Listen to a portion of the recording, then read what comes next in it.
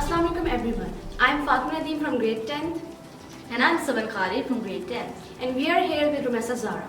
She was a student from our school who went for an exchange program in America in 2019. We are so excited to know about her wonderful experience she had there. Assalamu alaikum Rumaisa, how are you doing today? Walaikum assalam. I'm really good. How are you? I'm good, alhamdulillah. So let's get started with the questions, shall we? Sure. Okay. So there is a reason and a trigger behind every action. So what propelled you to apply for this program? Well, firstly, when I came across the scholarship, my main idea was that it was giving me a bigger platform to present my culture and all of the skills that I have. So that really was one of the most motivating things that I had, and it pushed me more to apply towards it. So I definitely say it was my inspiration. I have heard that there is a selection process and then you have to build some qualities in yourself to apply for the program. So how did you apply for it? Well, answering the first part of the question about the selection process. So firstly, you have to fill out their initial form, and on the basis of that form and your results, they're going to shortlist some of the students, like not all. And then secondly, after that, they'll have an entry test. Once you clear the entry test, they have another test, which is kind of similar to the entry test, but there are like lesser people in there. And then the third test is basically an IELTS test, and that's like one of the main things that decide your selection. And once you're done with the third test, you get the final application. It's like I guess 12-ish forms long application, and you have to fill it out thoroughly, and then the selection will be based on all the three results and your final application. So, and if I have to say something about the qualities, we were really a diverse group of kids from Pakistan. Every one of us had our own qualities, and they were like different from the other one. But one of the main things that I would say is to practice your English, because the IELTS test, like all the three tests are listening, speaking, and writing, so it's kind of hard to catch up with the accent and to keep in mind all the grammar and stuff. So one of the basic things would be to know the grammar and to study English beforehand before applying for it. So that was one of the things. So Rumaisa, what was your initial reaction and your feelings when you stepped off the plane in the United States of America? Were you nervous, excited, scared? What emotions did you experience? Firstly, when we got there, we went there as a group of children, so as long as I was with all of my Pakistani friends in Washington, D.C., I was excited. Like, it was a new thing, and I was really excited, and I was looking forward to the upcoming days and our orientations. So I didn't really feel scared at that point, but once we were done with the orientations, so everyone goes to their different host communities, that's where I started to feel nervous. And I still remember when we were in the Chicago airport, I was honestly having second thoughts about it, and I was just standing there and I'm like, do I want to do this? So I was really nervous, but yeah, but once I stepped out of the plane and met my host family, I knew that it's going to be a great experience ahead.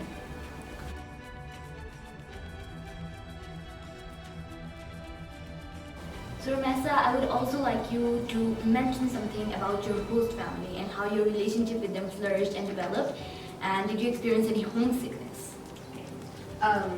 I was hosted by the Oaks family. I had a single host parent and two host siblings. My host brother was younger than me, while my host sister was older than me. They were a great family. I really felt like a part of them from the start. They were always there to support me and to tell me the new things. There were times when I felt homesick, but it was never to like a big extent, because I would feel homesick and I'd go and I'd talk to my host mom, and we'll probably plan something out and we'll go out and do stuff, so she would never let me feel homesick. And even now, coming back, it's been like 2 months, I still talk to them every weekend. So yeah, the bond you make with them, like, they are basically my second family, just living thousands of miles away. So the bonds that you make during your exchange are pretty much unbreakable.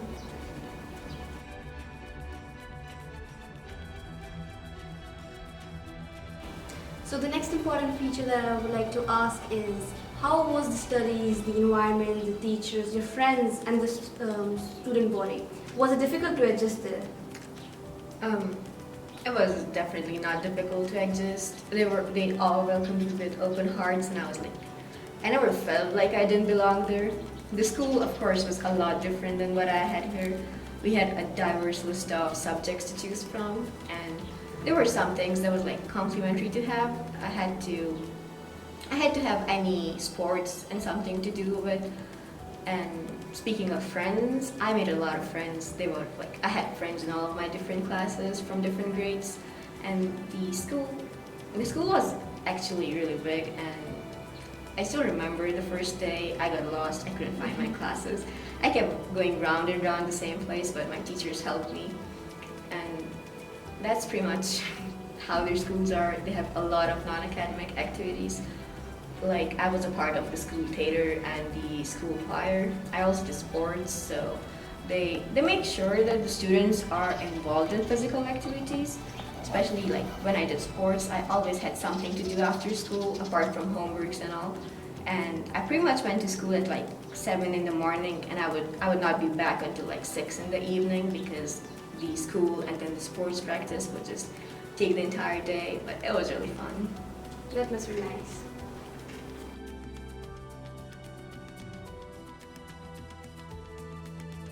So based on what I have gathered from this conversation, the American school system lays a lot of stress and emphasis on co-curricular activities. So what co-curricular activities did you partake in, and how crucial of a role did they play in your overall experience as an exchange student? Well, I was actively involved in all of my high school sports because it was a part that we were told from her, as it helped us a lot in making new friends. I did cross country during the fall sports. Then I did basketball during winter, and I was doing track in spring while softball in summer, but the 2 seasons unfortunately got canceled.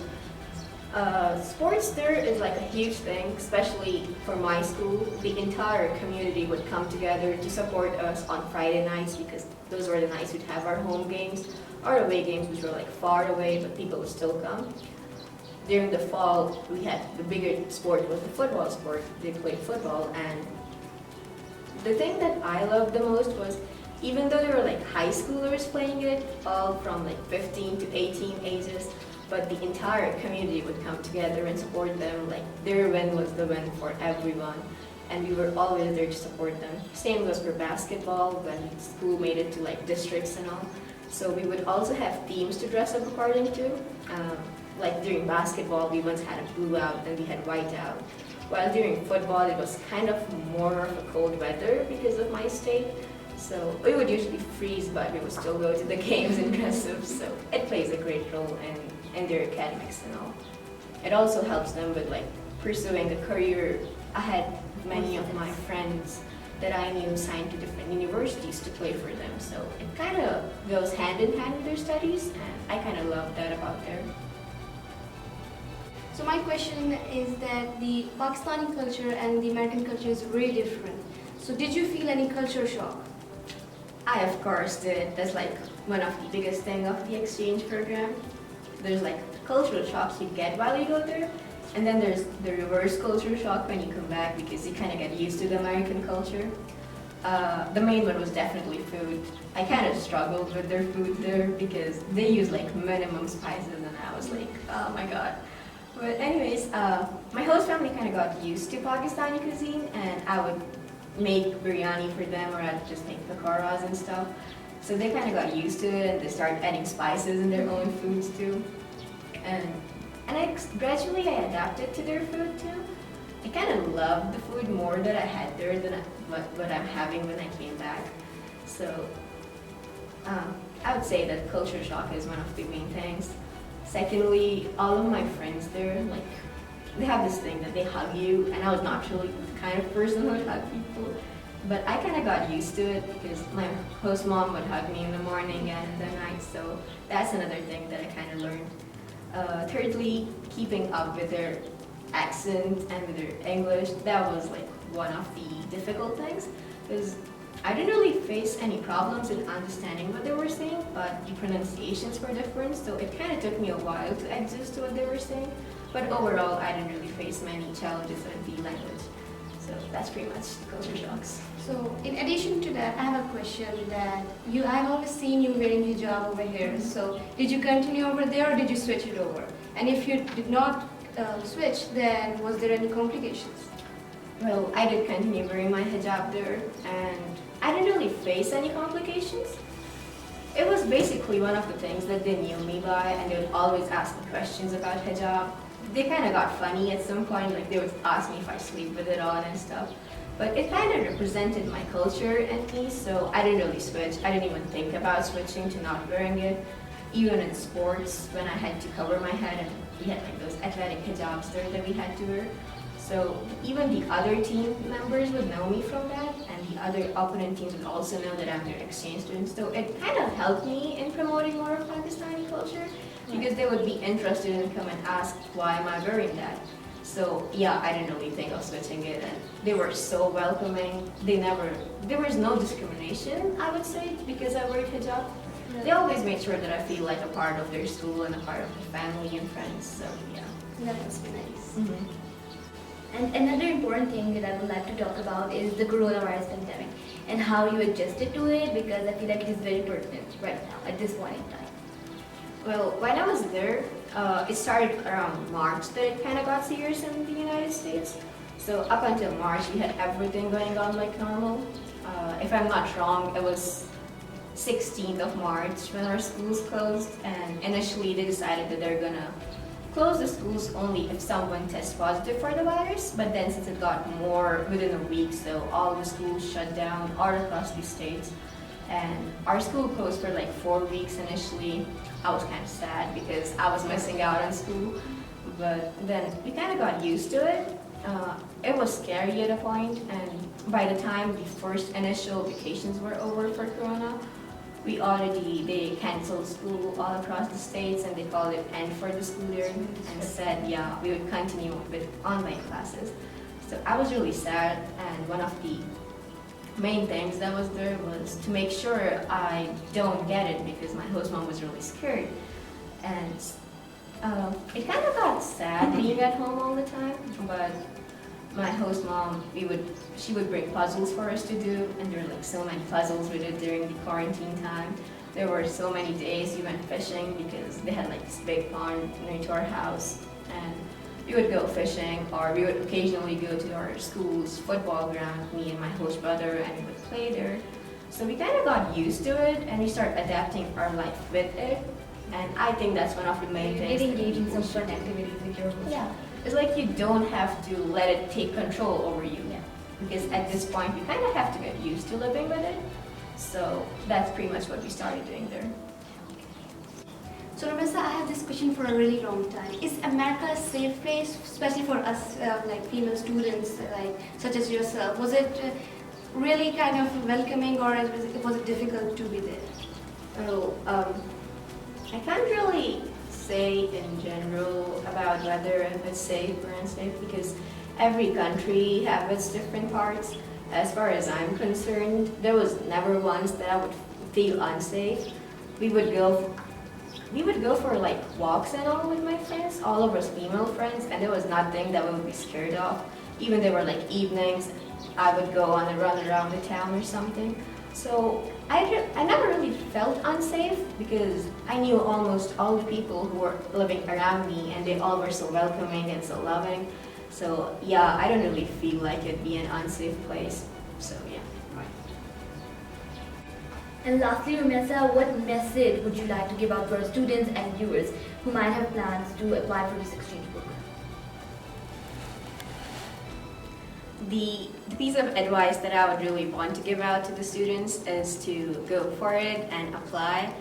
If you get selected, it's like a big platform, and it's always going to stay with you for the rest of your life. Another main thing that I would like to say is that being from the school, I really feel that the students would have this thing as an advantage that we usually speak in English here, and it really helped me because I didn't really face many language issues there because of all the past years I've been keep speaking in English, and I also improved a lot there. The second thing would be the flexibility that we're taught here. It really helps in your exchange program because you kind of have to go with the flow and be flexible in all kind of situations. So it really helps, and I'm really grateful that I know those things from before because they really helped me. Lastly, I would like to say that whatever I am today, whatever platform I got being a 15-year-old teenager from Koita, it was all because of my school, because all the memories I made in these past 13 years at the Leaders Odyssey School, it was all really like life-changing. The lessons I got from Sir Zahid and Ma'am Hena and all of my teachers, it really helped me be who I am today, and I continuously keep seeing all of their hard work in me. Whenever I do something, I always have this in the back of my mind that it's because of them I'm here today, and it's all thanks to them. So that would be it. So this was such a sensational and eye-opening interview, and so make sure that you do end up applying for this program and do not let this incredible opportunity pass and slip by, because this exchange program has definitely left an indelible and lasting impression on Rumaisa's personality and her life as a whole. So this is it for this interview. We will see you guys in another interview with another new shining Odyssean. Thank you. Until then, Allah Hafiz.